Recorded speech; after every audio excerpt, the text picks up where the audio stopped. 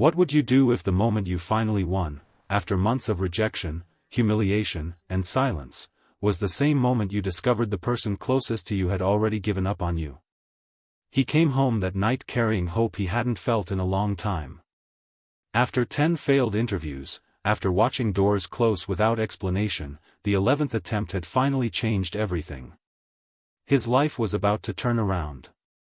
His marriage, he believed, would finally breathe again. But before he could speak, before he could celebrate, he heard voices inside the house. Familiar voices. Careless voices. And in just a few sentences, everything he thought he was fighting for shattered. In that hallway, holding a future no one knew about, he realized success doesn't always arrive to applause. Sometimes, it arrives just in time to reveal the truth. Before we continue this story, let us know in the comments where you're watching from.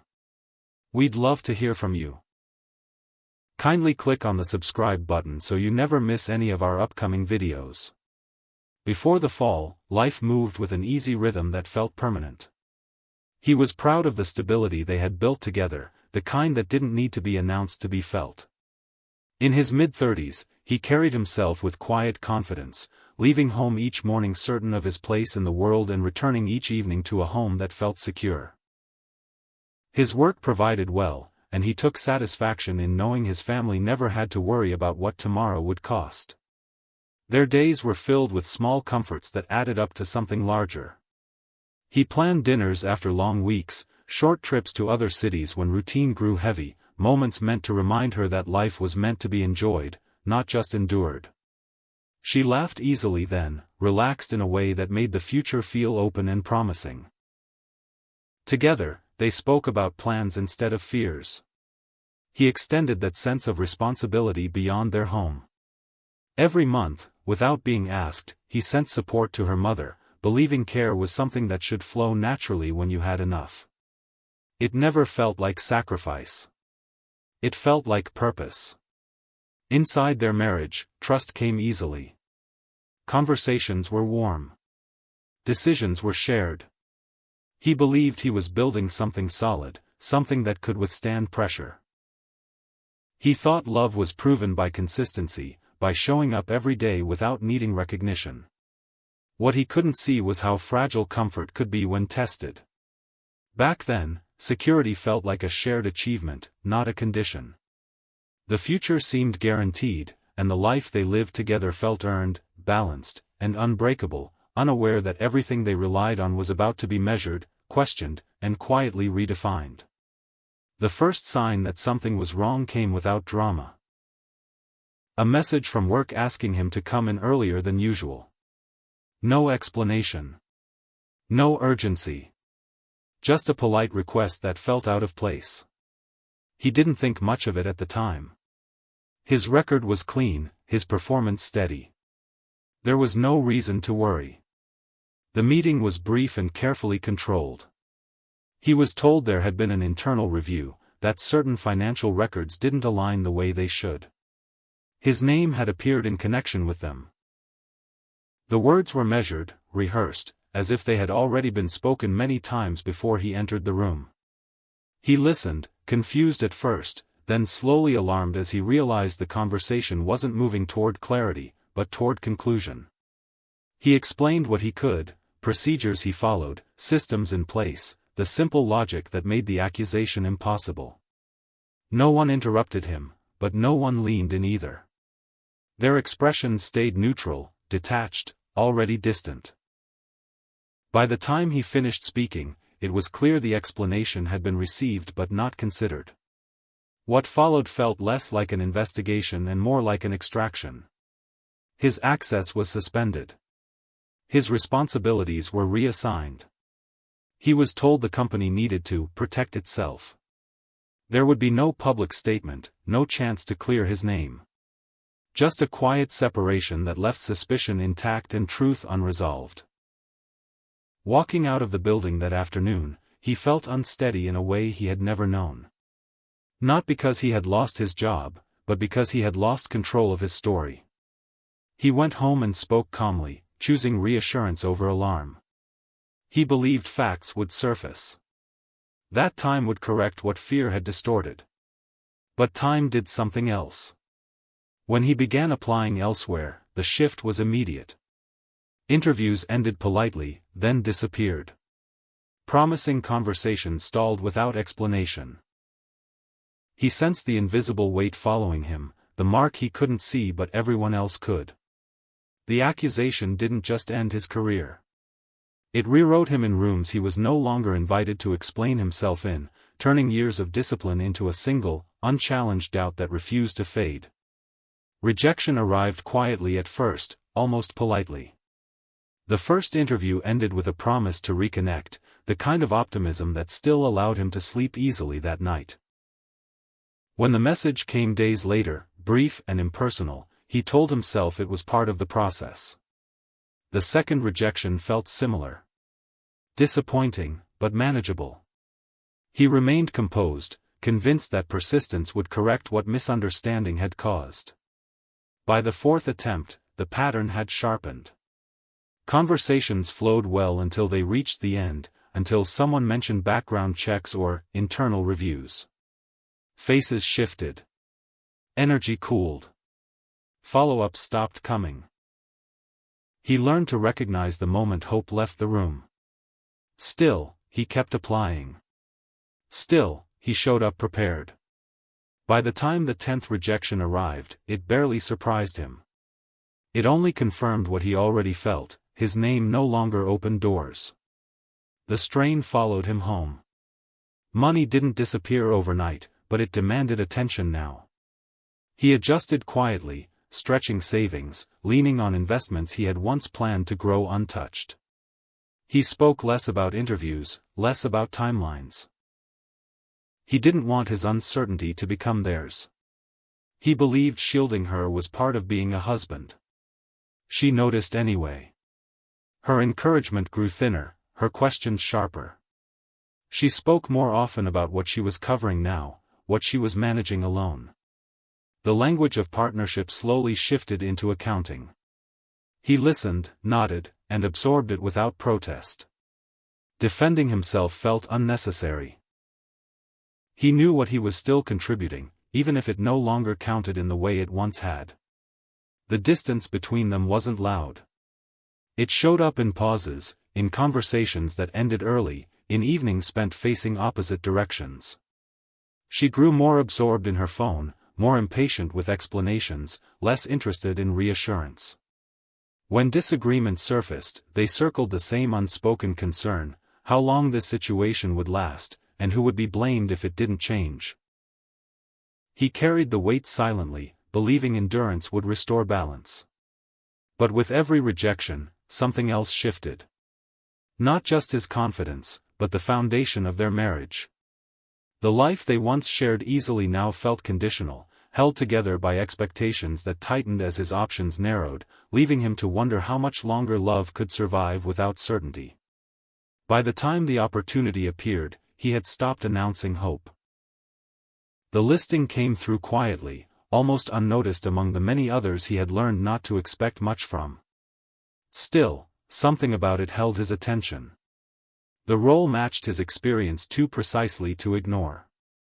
Without mentioning it at home, he applied, telling himself there was no harm in one more attempt. If it failed, it would fail in silence.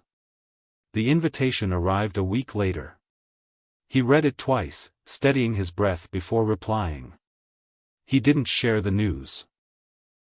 Not out of secrecy, but self-preservation. He had learned how heavy expectations could become when they weren't met. This time, he chose to carry the weight alone.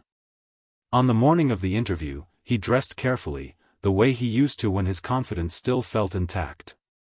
As he traveled across the city, he reminded himself that he wasn't there to prove his innocence or explain his past. He was there to speak about his skills, his judgment, and the years of experience that hadn't disappeared just because his job had. For the first time in months, he felt present instead of defensive. The conversation unfolded differently than the others. They listened. They asked questions that went deeper than surface concerns. When his history came up, it wasn't treated as a verdict but as context.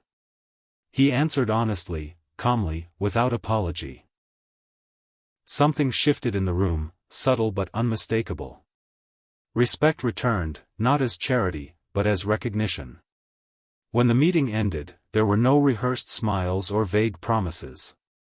They told him they would be in touch soon, and for once, it didn't sound like an ending. He left the building lighter than he had arrived, careful not to name the feeling rising in his chest. The call came later that evening. He stood in the quiet, phone pressed to his ear, listening as numbers were mentioned that didn't feel real. The position was senior. The responsibility is substantial. The compensation was enough to restore everything he had lost and more. He thanked them steadily, ending the call before emotion could surface.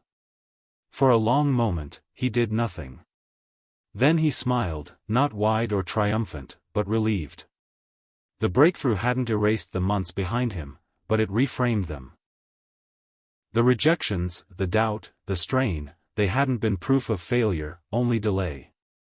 He headed home carrying the news carefully, imagining the release it would bring, unaware that the hardest truth of the night had nothing to do with work at all. He arrived home later than usual, the kind of late that once came with apologies and explanations. That evening, he felt none were necessary. The weight he carried was lighter than it had been in months, balanced by a cautious hope he hadn't allowed himself to feel until now.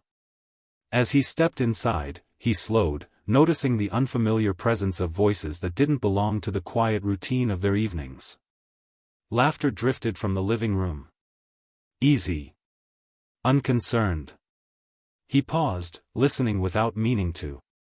Her voice was the clearest, relaxed in a way he hadn't heard in a long time. She was talking freely, unguarded, as if certainty had already settled her mind. He expected nothing of consequence. Instead, he heard his name spoken with casual dismissal. She described him as tired, unmotivated, someone who had grown comfortable doing nothing. She spoke of carrying the household alone, of paying bills and holding things together while he remained dependent. The words rearranged their shared history into something he barely recognized. He waited for balance, for honesty, for years of effort to be acknowledged. They never were. Another voice chimed in, agreeing easily.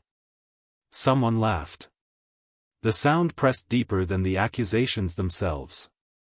She continued, explaining that she was watching him closely now, measuring the remaining time.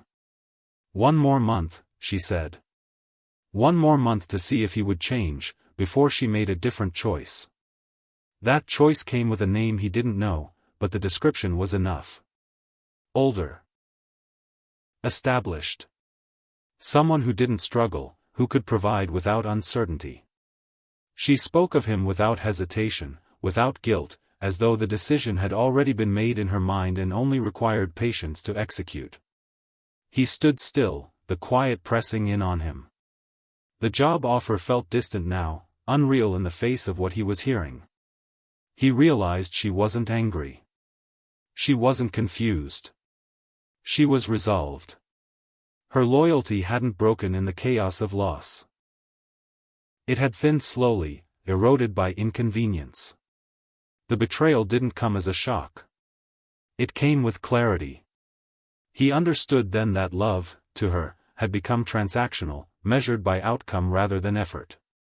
The man he had been during hardship no longer fit the future she wanted. He stepped back carefully, unheard. In that moment, something shifted inside him, not into bitterness, but into resolve.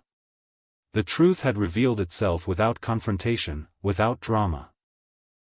And standing there, unseen, he understood that whatever choice came next would no longer be about proving himself, but about deciding what kind of life he was willing to accept.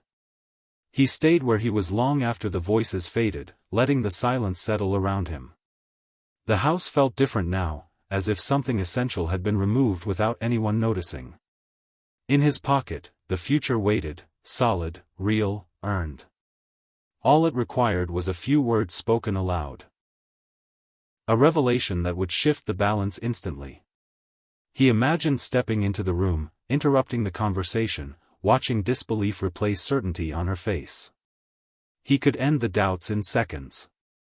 The job, the title, the numbers, everything she thought he lacked could be restored with a sentence.